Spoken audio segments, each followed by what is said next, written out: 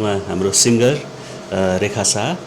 अहिले हामीले अब उहाँको चाउरीहरू हटाउने, छाला टाइट गर्नेको लागि अर्बिएम लेजर भन्ने एउटा नन एब्लेटिभ बाहिर छालामा नजलाइकन छाला मुनिबाटै काम गर्ने एउटा लेजर प्रयोग गर्न गइरहेका छौँ। यो ट्रिटमेन्ट चाहिँ मैले लास्ट टाइम, यो मेरो सेकेन्ड टाइम हो डाक्टर साहब। हजुर।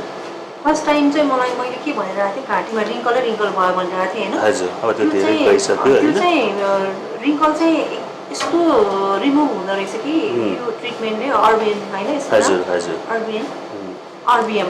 हजुर। अनि त्यसपछि टाइटनिङ पनि, ग्लो पनि, यहाँहरू पनि आउनु होला है। यो ट्रिटमेन्टको लागि चाहिँ एकदमै राम्रो ट्रिटमेन्ट हो हाम्रो एजको लागि चाहिँ। हामी त 40+ भएको मान्छे हो नि त हो, त्यस कारणले गर्दाखेरि स्किन लुज हुने, स्याग हुने, रिङ्कल आउने एज हो।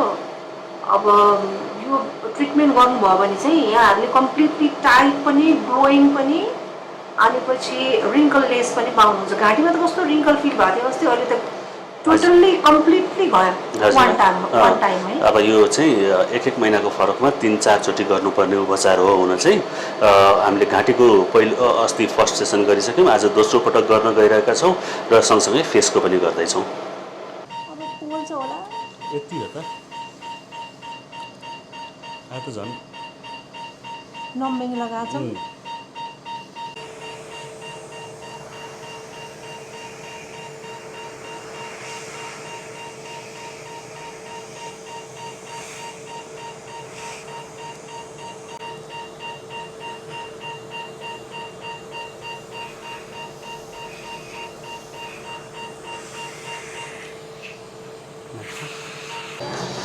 तपाईँहरूले देखिहाल्नुभयो, हामीले यो उपचार फेसमा मात्रै नभइकन हातको चाउरीहरूमा पनि गर्न सक्छौँ।